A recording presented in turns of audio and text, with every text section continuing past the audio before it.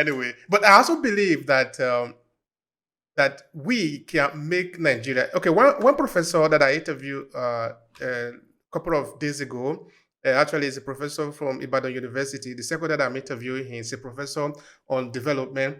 He said that we should make Nigerians out of Nigeria. It is time that we really create the country and create the identity. Because what we Yeah. have, like you said, is almost like a shamble, like a mirage. Hmm? Mm. Like like the more you look, the less you see. It's not See, clear. It's an image that is not clear. It's almost like a bizarre thing. You don't understand what it is, yes. but we can make it into something. Of course, it's going to take an effort. Anyway, I try to Mm. see if there is anything we can capture of him while he is in the United States. Is there anything Yeah. that we can say of him?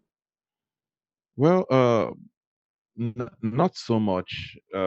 Besides the fact that, like most young Nigerians who are trying to survive in the US, he did a lot of menial jobs, and he switched. He switched a lot.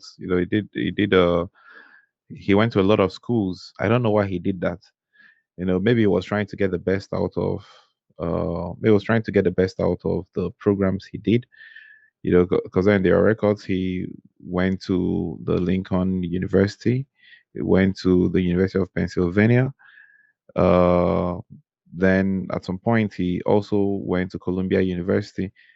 And then I've seen reports somewhere he also studied in the UK. So he kind of like, oh yeah, and then I'm forgetting the Story College and Howard University, of course.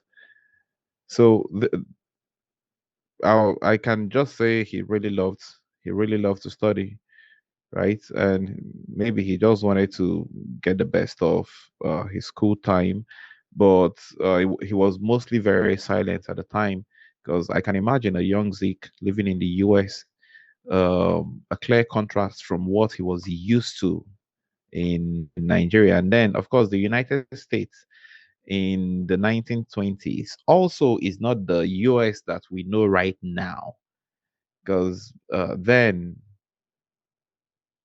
I- I'm sure a lot of Americans were not clear if black people were humans or not.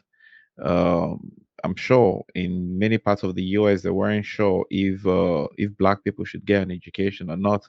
So the treatment, it's nowhere close to what it was. I mean, in those days, black people in America didn't even have voting rights, and those were like black Americans, not like the migrants who were like like a part of nature you just couldn't get rid of. You just have to coexist with them in the same space. So Zeke's time in the US was largely silent, but um it did happen, because then there wasn't really so much happening for him until he eventually got back to Nigeria and started off, actually until he returned to Africa, and then started hustling, because Zeke did not come to Nigeria straight up. I believe he went to he tried to go to Liberia first, and would eventually settle in Ghana, where he took his first job, and he would work there for a while, before for a number of years, before he finally returned to Nigeria. But his time in the US was largely silent. All right. Thank you for that. Now, how did he rise to prominence? Because now he gets to Nigeria. Of course, becoming the first president of Nigeria in the time of colonialism, it doesn't happen by accident. So tell me how he rise to prominence in the country. Well, I think looking at it now, I'd say Zeke was a very determined person, and then he must have been like a really, really mean guy, because he walked through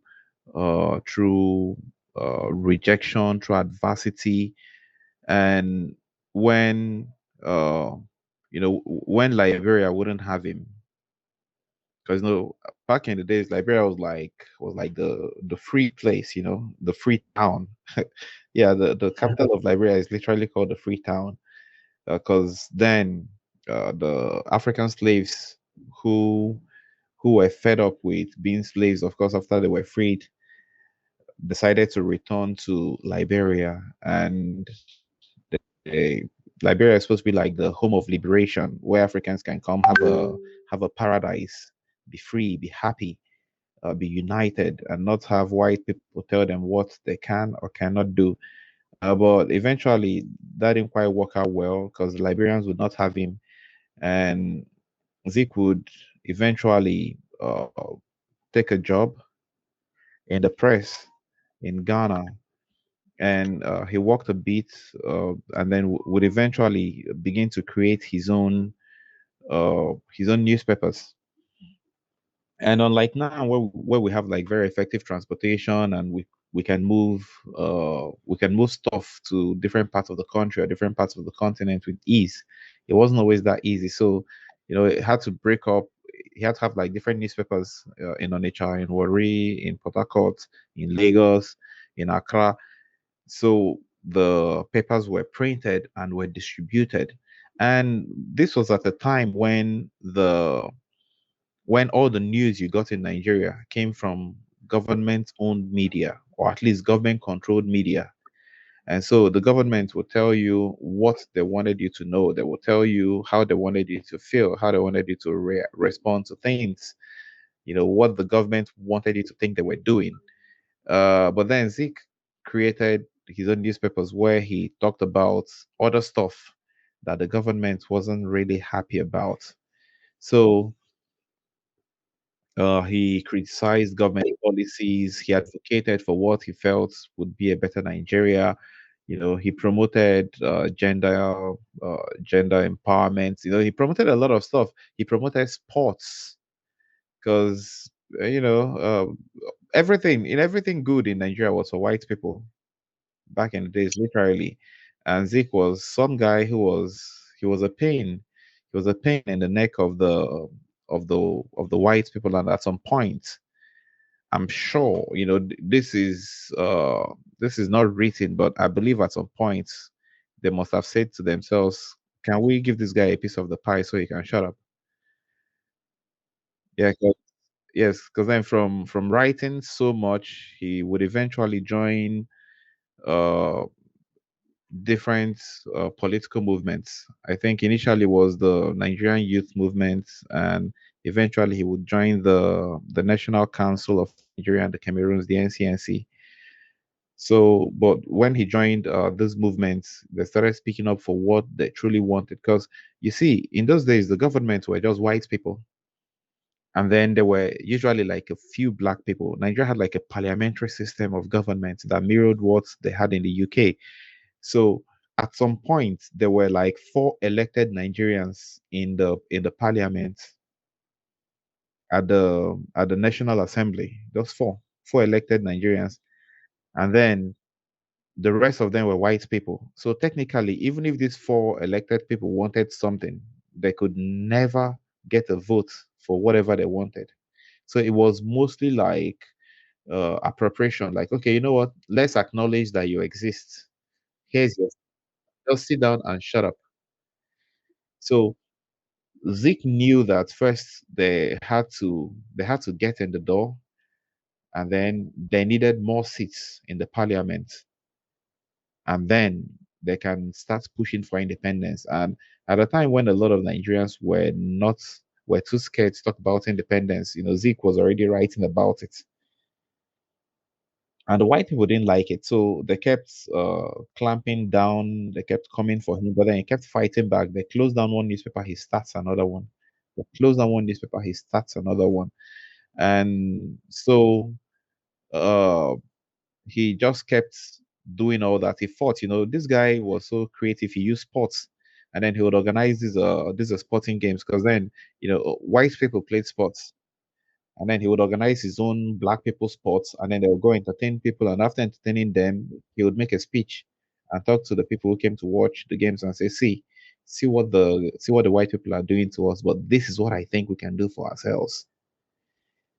And then they organize themselves into a movement, and they would raise funds, they would write proposals, and they would go to the US and then they'll go and make publications, they go and make speeches, they go to the UK, and then they'll go and tell the British government, see, here's a proposal. We want you to change our constitution.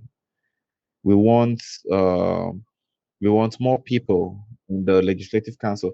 Because you see, what happened was when the likes of Zeke kept asking for the constitution to change, what they did was they said, okay, you know what, we'll give you more Africans in the parliament. But then those Africans were nominated, they were not elected.